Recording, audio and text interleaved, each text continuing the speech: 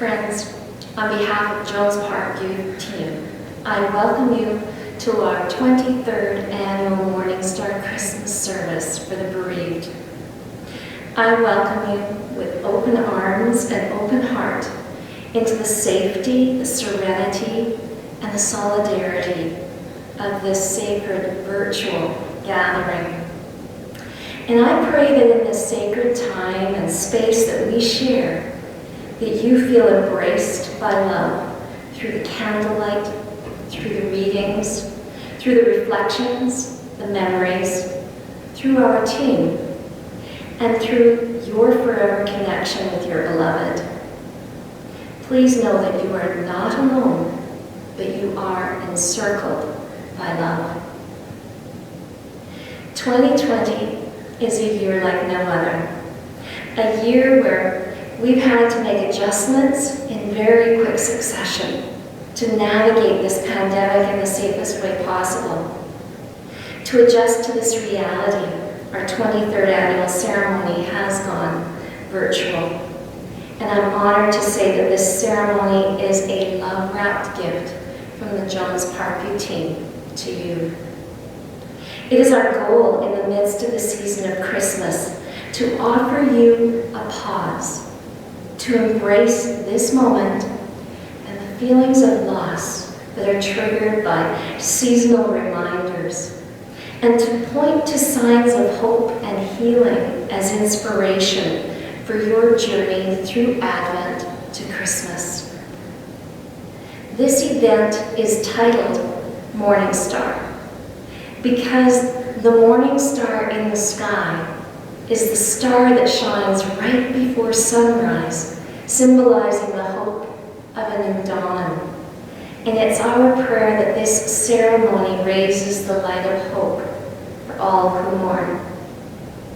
We chose our theme for this year to be Encircled by Love, because real love is like a circle. It is infinite and it's endless. May you feel encircled by true love this season. Throughout the year, my heart hears people's stories of heartache and healing, of stuckness, and of strategies. My friend Lynn Kirk is a teacher of the heart and a student of life. Through her life losses, she opens herself to absorbing every healing strategy in her realm, and then sharing them with others as a way of lovingly passing on the lessons that she has learned. She came to me with a poem that really resonated in her heart, and I asked if she would share it with you, to which she gave a resounding yes answer. And for that, I'm so grateful. Let's listen to Lynn share.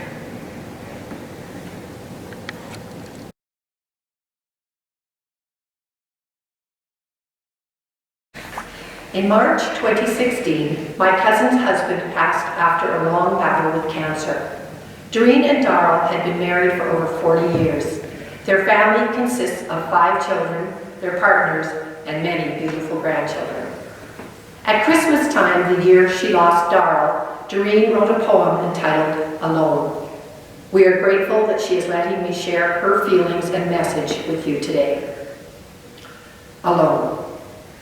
Each room in the house is still bright, every candle and light bulb still on, as I stand in the driveway still waiting till the last of the taillights is gone. I'd laughed at the good-natured teasing that had come from most of the guys. I'd given the leftover food to each mom, and I'd hugged all the children goodbye. I'd helped them find mittens and scarves and coats, had helped pack up stuffies and toys, had found the last iPad with its charger in tow, had broken up squabbles between 2 little boys. I'd carefully wrapped up the baby in the colorful quilt I'd just made. Now I stand all alone in the cold and the snow and watch the last of the taillights fade. The street is amazingly quiet, the Christmas lights twinkle and glow, and then from my front door, which still stands open, the words "Silent Night" gently flow. I sway in time to the music while tears slowly slide down my cheeks, and I realize these tears are different than those of the last many weeks. This was the year of the firsts, each holiday the first without him. My family made every effort to keep me from getting too grim. We'd celebrated every occasion with family, laughter, and food. We'd wiped away tears and carried on in a determinedly cheerful mood.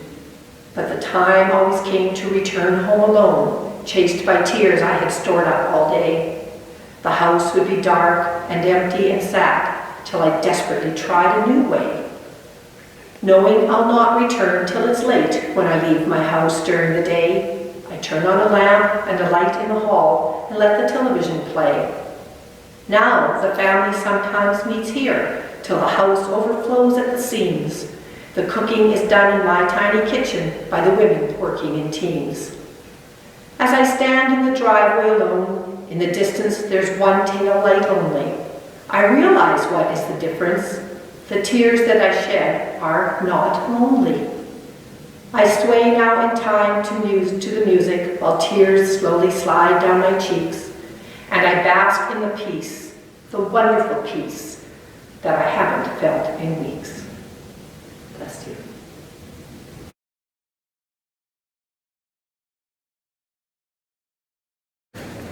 My name is Dayna Chamberlain, and I'm the General Manager of Jones-Parkview Funeral Services.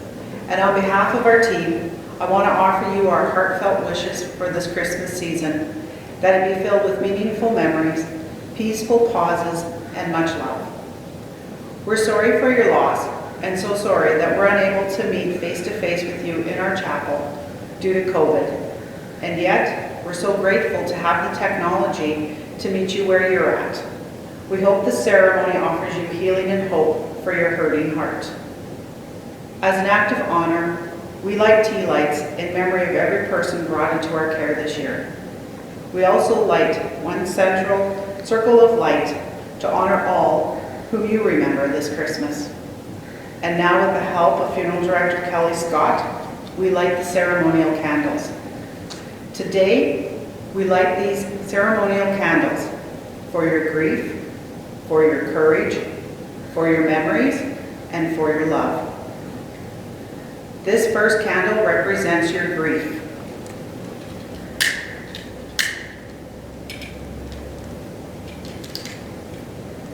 The pain of your loss is intense. The rich glow of this candle reminds us of the depth of your love, and that grief is the price that we pay for having loved so deeply. This second candle represents your courage.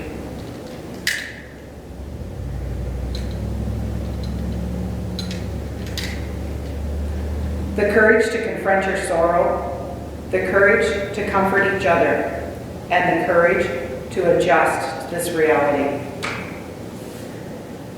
The third candle represents your memories.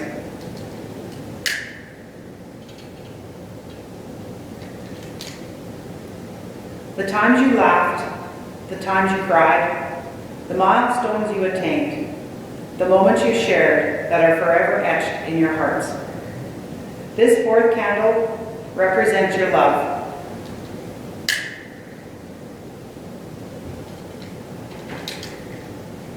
The bond you had and will forever have with your beloved, a connection that cannot be broken. And the love you have for yourselves, loving yourselves in a new way of being, a life calls you forward, and the love of author of all love. May angels shine their light upon your grief, your courage, your memories, and your love, and bring healing to your hurting hearts. May love light the way.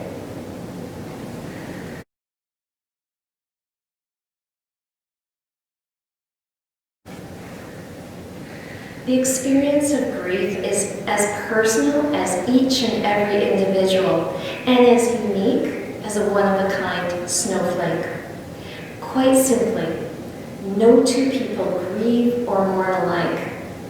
And yet, there is a profound gift that happens when the bereaved gather and share the common ground of their broken hearts. and the shared strategies of their healing. It was with that in mind that I asked my friend Joyce Aitken if she would share with us some strategies that have served her during Christmas season since the passing of her beloved Gord. We're so grateful that she obliged. Let's listen.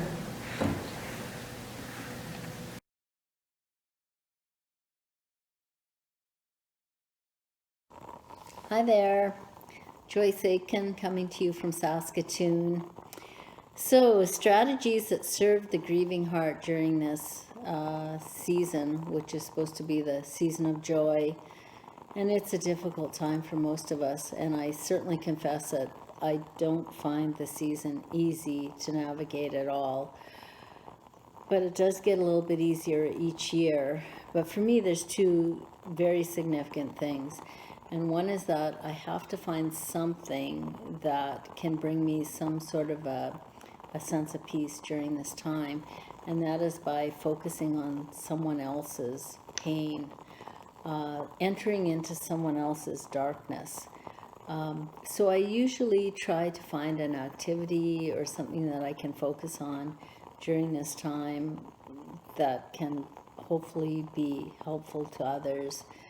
Usually, because I'm a volunteer at palliative care, it's something within palliative care, or perhaps working with folks that are in homeless shelters, that sort of thing.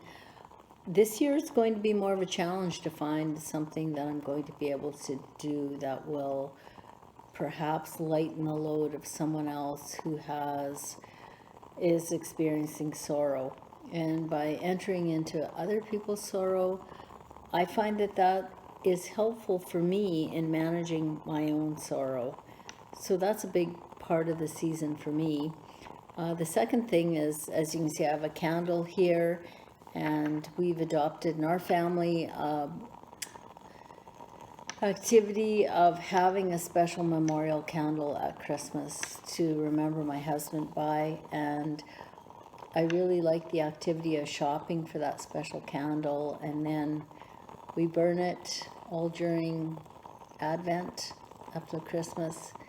And just the lighting of the candle, it evokes conversation and all kinds of memories and such. And I feel like it brings my husband into the celebration always. And so that's an important part of our Christmas and trying to get through the whole season.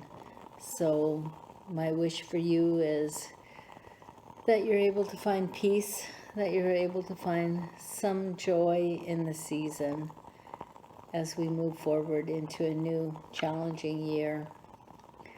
Blessings, everyone.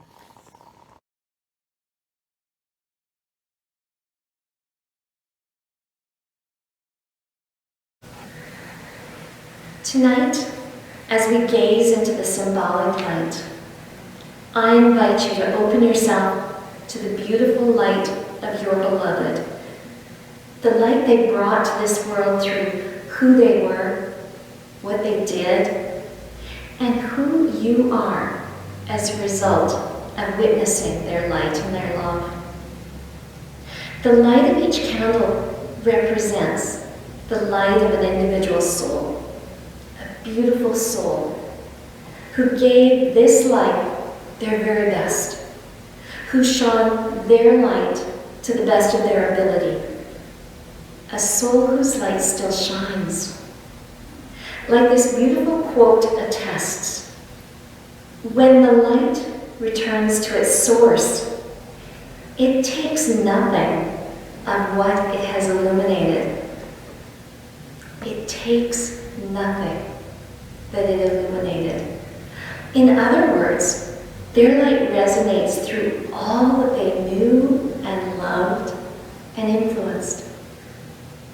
It's my great prayer that you feel encircled by your beloved's purest love, a love that wants your highest good and your greatest fulfillment, a love that's endless. When I tried to think of the feeling of being encircled by love that I speak of, I had two images that came to mind. One is of sitting in the living room of some very precious friends who were newly bereaved parents. And the mom asked if I had seen her daughter's memorial quilt. And I said that no, in fact I hadn't, and I would love to see it. She brought that memorial quilt over, made of patches of her daughter's clothing, jeans and corduroy, complete with the pockets still intact, she said, so she could put her Kleenex in. And she took that quilt and she laid it over my knees. And I instantly felt the tingle of angel wings as she did so. And then without even thinking, I took that quilt and I lifted it up over my head and I sat encircled by Mel's love and so much more. Tears flowed down my cheek as I felt the love that made up this quilt, the love of a young woman's lifetime, the love of her parents, and the love of the quilt creator who stitched that blanket of love into one piece. I was encircled by love. The other story that comes to mind is from a time when I was meeting with people one-to-one at our Jones Family Center years ago. And as a part of the grief support programming, I offered a Knitting with Purpose class, inviting those people that knew how to knit to come and teach those of us who didn't know how to knit. All were bereaved people. And together we came and we learned the art of knitting, with the purpose of this being a coping strategy for the bereaved. It was such a beautiful group, with tears and laughter spontaneously rippling through our time together. And to practice our stitching, we were each invited to choose one scrap ball of yarn and take them home and make a square or two. And we did. And in the next weeks, we had knit a nice number of completely unique squares. And then a member who was a whiz at knitting offered to stitch all of those squares into a complete piece. We all sat in utter amazement the next week when she came to our little group and she presented an absolutely gorgeous shawl created from the meager and humble squares. And she had bound those squares together with her expert hand and her generous heart. And then she said, Della, you keep this here and you give it to the person who needs it the most. And so that shawl sat at the ready.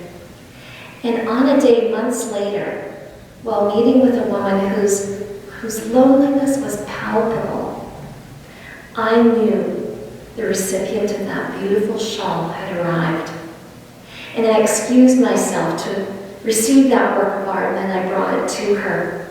And I wrapped it around her shoulders, and then I told her its story. And in that moment, she was enwrapped by the love of 8 women. And every stitch of love was holding her in an embrace that brought her to tears of joy and comfort. The look on her face said it all. She felt it. Love was working its magic. And it was reminding her that she was in fact never alone, but held in love. She was in that moment encircled by love. Encircled by love. That's my prayer for you. Like that memory quilt, I hope that you wrap yourself in the warmth and the comfort of your precious memories this season, and of the lessons and of the insights you gained from your beloved, and let them touch your heart until the tears roll down your face, and that you feel the love and the light of those memories and those moments fill you up. And like that knitted shawl, I hope that you wrap yourself in the warmth of connection with those who love you for who you are and where you're at right now. whether you are in their presence face to face or simply gathered with you in the room in your mind. Wrap yourself with the endless love of your beloved and remind yourself that that love is no less real. Encircled by love, endless love. Christmas, at the heart of its essence, it's all about love. Its message is that love is our greatest hope. And so as you process this season and all that you feel, I pray that you look to love to lead the way. Friends, on behalf of Jones-Parkview Team, I wish you the blessings of this season. Hope as you begin each new day. Peace for your aching heart. Joy that you might open yourself to the beauty that is around you. And love to light every step of your way. From our families to you, we send the warmest wishes for this season. Bless you.